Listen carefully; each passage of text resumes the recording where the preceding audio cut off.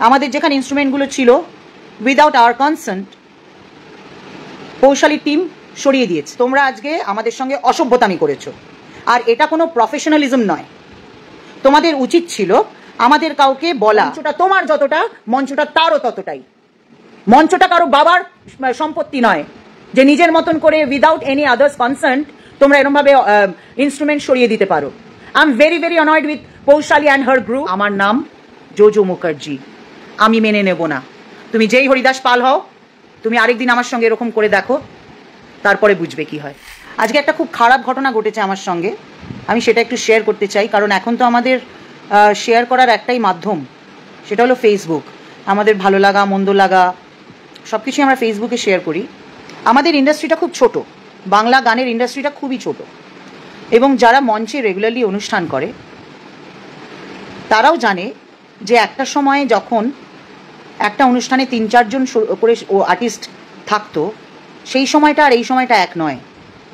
এখন একটা অনুষ্ঠানে হয়তো একজনই আর্টিস্ট থাকেন, একটা ব্যান্ড থাকেন, খুব বেশি হলে 2 জন আর্টিস্ট থাকেন। কারণ একটা সময়ের ব্যাপার আছে, সময়ের জন্য আজকাল মানে যেগুলো পাড়ায় পাড়ায় অনুষ্ঠান সারা রাত্রিব্যাপী তো হয় না, তো কাজে খুব লিমিটেড টাইমের জন্য একটা অনুষ্ঠান হয়। এবং সেই অনুষ্ঠানে এখনকার গান বাজনার যে পরিকাঠামো, সেখানে 2 জন শিল্পীকে কোঅর্ডিনেট করা বা 2 জনকে একসঙ্গে মঞ্চ দেওয়াটা যদি বড় ব্যান্ড হয় তাহলে বেশ সময় সাপেক্ষ এবং অসুবিধের ব্যাপার। কিন্তু তাও যারা স্পেশাল সেলিব্রেশন করেন তাদের ক্লাবের, তারা সেই রকম অনুষ্ঠান করেন। ঠিক সেরকমই একটি অনুষ্ঠান ছিল আজকে বিজয়গড়ে।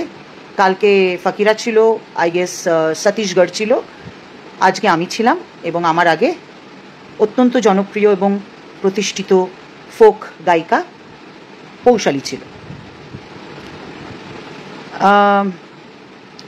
দেখো, আমার যারা জুনিয়র তাদের সঙ্গে আমার খুব ভালো সম্পর্ক, আমার দিক থেকে অ্যাটলিস্ট খুব ভালো সম্পর্ক, এবং তাদের মধ্যেও আমি জানি অনেকেই আমাকে খুব ভালোবাসে, অনেকে খুব শ্রদ্ধা করে। তার মধ্যে এক্সেপশনালস তো থাকেন, অনেকে খুব সামনে ভালোবাসে, পেছনে গিয়ে গালি দেয়, এরকমও মানুষ আছে। তাতে কিছু এসে যায় না, পৃথিবীটাই তাই। তোমার সামনে খুব ভালো বলবে, পেছনে ঘুরলে পরেই গালি দেবে। এই সবগুলো আমি দেখে বড় হয়েছি।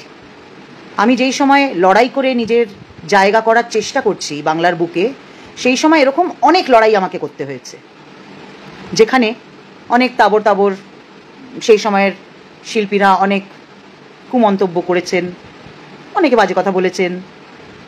তাতে আমার কিছু এসে যায়নি কোনো দিন, আজও এসে যায় না। কারণ আমি আমার কাজ জানি, আমি আমার কাজটা কিভাবে করব সেটা জানি, এবং আমার লড়াইটা আমি নিজে লড়তে জানি। এটা হলো সব থেকে বড় কথা। আমাদের ইন্ডাস্ট্রিটা ছোট, একসঙ্গে কাজ করতে গেলে আমাদের, এটা আমি উচিতের কথা বলছি, তারপরে আসছি কেন এই কথাটা বলছি। সবার উচিত যারা মঞ্চে পারফর্ম করি কোঅর্ডিনেট করা, রাইট? আজকে ধরো 2টো বড় বড় ব্যান্ড আছে, তো ন্যাচারালি আগে সাউন্ড চেক হয়ে যায় এখন। আর যদি মানে ব্যান্ড ওরিয়েন্টেড কোনো কেউ থাকে, তারা সাউন্ড চেক করে আগে। মানে যদি 2 জন শিল্পী থাকে, যে লাস্টে গাইবে সে আগে সাউন্ড চেক করে, যে প্রথমে গাইবে সে পরে সাউন্ড চেক করে। এটাই নিয়ম এখন। না সাহেব, this is not the point two ignore, so I am not ignoring. আমি চাইলে ইগনোর করতে পারতাম, কিন্তু এইটা আজকে বলা আমার কর্তব্য বলে আমি মনে করি, তাই বলছি। আজকের ঠিক সময় মতো আমার মিউজিশিয়ানরা চলে গেছিল, তারা তাদের সময় মতো সাউন্ড চেক করেছে, এবং স্টেজটা বড় ছিল, কিন্তু মানে এ মাথা ও মাথা দেখা যায় না ওই রকম বড় স্টেজ নয়, কিন্তু যথেষ্ট জায়গা ছিল। আমি পরে যখন গেলাম আমি দেখলাম যথেষ্ট জায়গা ছিল। যাই হোক, আমাদের মিউজিশিয়ানরা যখন সাউন্ড চেক করে বেরিয়ে যায়, ওরা টিফিন করতে যায়, ওদেরকে একটা রেস্টরুম দেওয়া হয়েছিল, ওরা চেঞ্জ করতে যায়। তারপরে পৌশালীর মিউজিশিয়ানসরা আসেন তাদের সাউন্ড চেক করার জন্য।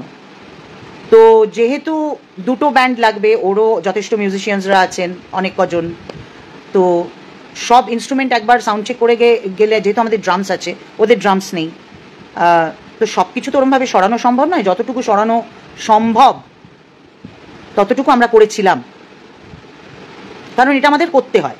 এটা আমরা করে থাকি। এটা আমি কেন, XYZ আজকে যারা ব্যান্ড নিয়ে প্রোগ্রাম করে তারা সবাই করে থাকে। জানি না এর মধ্যে অনেকে আছে যে না করব না, আমরা আগে করে নিয়েছি, এবারে তোমরা যা খুশি করো, এরকম মানুষের সংখ্যা কম বলে আমারই মনে হয়। কারণ ইন্ডাস্ট্রিতে সবাইকেই কাজ করতে হয়, সো যতটা পারে সবাই অ্যাডজাস্ট করেই কাজ করে বলে আমার বিশ্বাস, এটা আমার মনে হয়। আমার মিউজিশিয়ানরা যখন টিফিন করছিলেন, আমার যে রোডি, সে হঠাৎ করে এসে দেখে আমাদের যেখানে ইনস্ট্রুমেন্টগুলো ছিল উইদাউট আওয়ার কনসেন্ট পৌশালীর টিম সরিয়ে দিয়েছে। এটা কোথাকার প্রফেশনালিজম আমি ঠিক জানি না।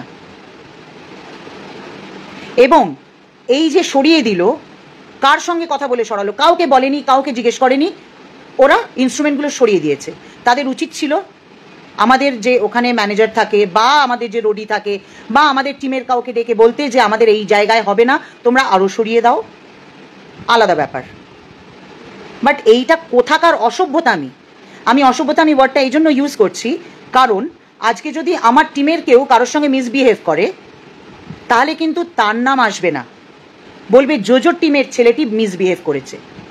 আর সেই অর্থেই আমি ওরমভাবেই বলছি যে আজকে পৌশালী টিমের লোক অসভ্যতামি করেছে, আমাদেরকে না জানিয়ে আমাদের ইনস্ট্রুমেন্ট সরিয়ে দেওয়া। এবং এটা শুধু অসভ্যতামি না, তুমি অন্য মিউজিশিয়ান এবং সিঙ্গারকে অপমানও করেছো।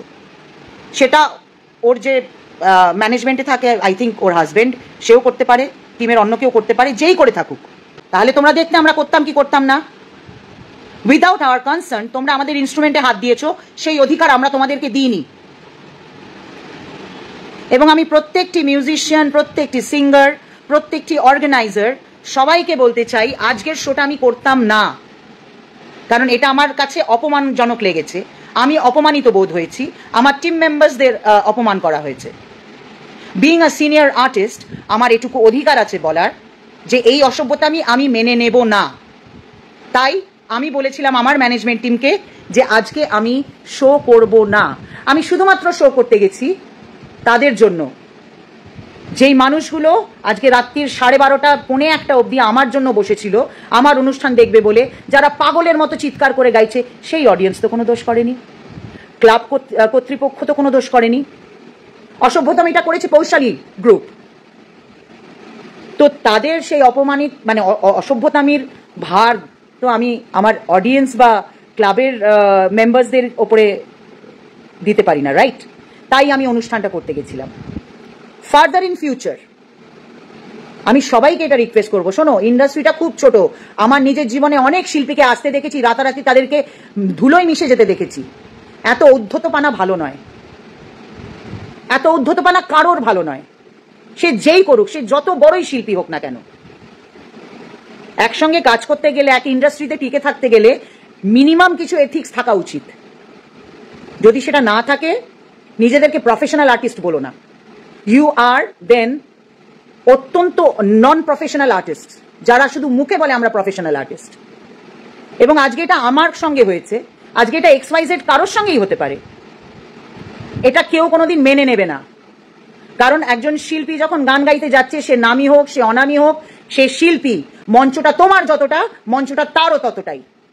মঞ্চটা কারো বাবার সম্পত্তি নয় যে নিজের মতন করে উইদাউট এনি আদার্স কনসার্ট তোমরা এরকমভাবে ইনস্ট্রুমেন্ট সরিয়ে দিতে পারো।